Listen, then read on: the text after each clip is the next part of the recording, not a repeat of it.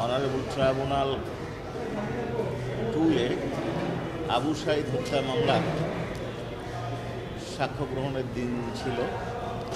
আমরা ওইখানে কোনো সাক্ষী উপস্থাপন করি নাই আজকে, এবং আগামী বুধবার পরবর্তী সাক্ষ্য গ্রহণের দিন ধার্য হয়েছে।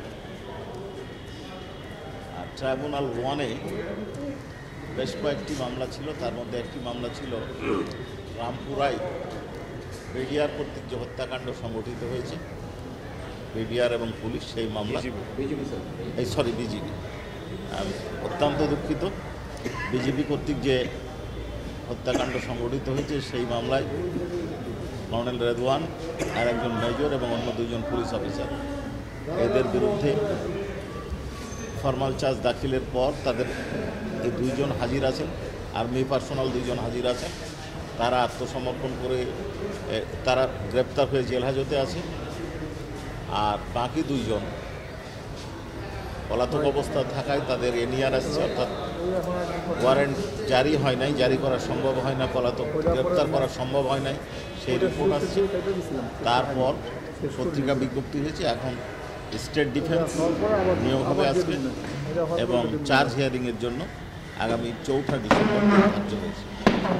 এছাড়া তাদের পক্ষে একটা অ্যাপ্লিকেশন দেওয়া হয়েছিল দুজন আর্মি অফিসারের পক্ষে, যদিও তারা আজকে শুনানি করেননি। যে বিষয়টি গতকাল অনারেবল চেয়ারম্যান স্পষ্ট করেছিলেন, আজকেও বিষয়টি উপস্থাপিত হয়েছিল, সেটা হচ্ছে যে তারা তথ্য প্রযুক্তির মাধ্যমে ভার্চুয়ালি হাজিরা দিতে চান। এটা মঞ্জুর করার কোনো অবস্থা আমাদের দৃষ্টিতে বিবেচনাযোগ্য মনে হয়নি। তারপরে ওনাদের আবেদনের প্রেক্ষিতে এই অ্যাপ্লিকেশনটা অ্যাডজন হয়েছে। এছাড়া আর একজন অ্যাকিউজডের পক্ষে একটা আবেদন করা হয়েছিল সাবেক আইজিপির পক্ষে, যে তাকে পরবর্তী যদি জিজ্ঞাসাবাদ হয় সেই জিজ্ঞাসাবাদের সময় যেন আইনজীবী উপস্থিত থাকার অনুমতি দেওয়া হয়।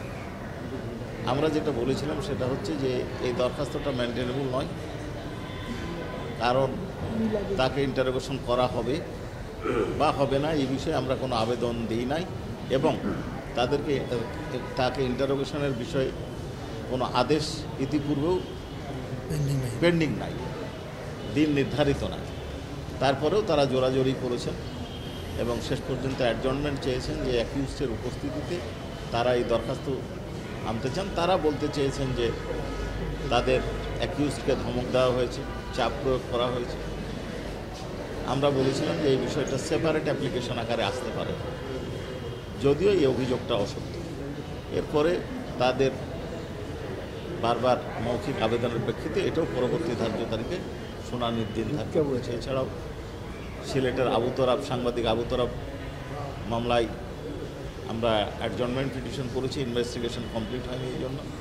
তেজগাঁও যে হত্যাকাণ্ড, 3টা হত্যাকাণ্ড সংঘটিত হয়েছে তেজগাঁও এলাকায়, তার তদন্ত প্রতিবেদন আমরা হাতে পেয়েছি, আমরা পর্যালোচনা করছি। এইটার ফরমাল চার্জ দাখিলের জন্য আমরা সময় চেয়েছিলাম, 1 মাস সময় পেয়েছি। আশা করছি তার আগেই হয়তো তদন্ত প্রতিবেদন দাখিল করতে পারব। সর্বশেষ চাংখারপুল মামলার তদন্তকারী কর্মকর্তার জবানবন্দি গতকাল শেষ হয়েছে।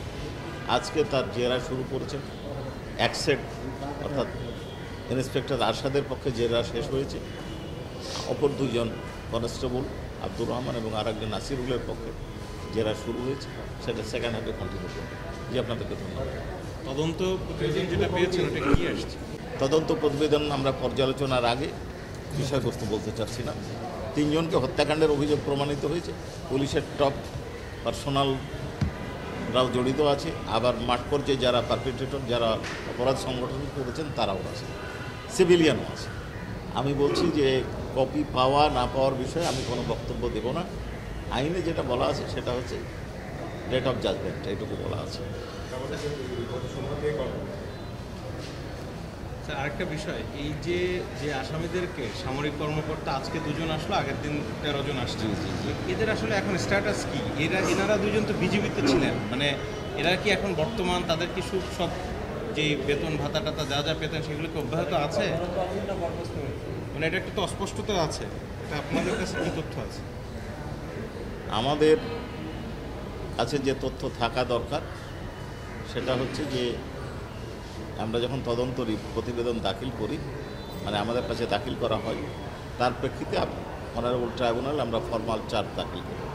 এই দুইজন অ্যাকিউজডের ব্যাপারে যখন আমরা ফরমাল চার্জ দাখিল করেছি, তখন তারা চাকরিতে অর্থাৎ ডিজিপি থেকে ট্রান্সফার হয়ে তাদের অরিজিনাল বাহিনী সেনাবাহিনীতে ফেরত গিয়েছিলেন। এইটুকু তথ্য আমাদের কাছে আছে। আইন অনুযায়ী নিশ্চয়ই ব্যবস্থা গৃহীত হয়েছে বা গ্রহণ করা হয়েছে, এটা আমরা বিশ্বাস করি। তবে তাদের বর্তমান স্ট্যাটাস আমাদের জানা নেই। তবে আমরা বিশ্বাস করি আইন অনুযায়ী ব্যবস্থা হচ্ছে। তবে আমাদের এখানে বিচারের ক্ষেত্রে এটা গুরুত্বপূর্ণ বিষয় নয়।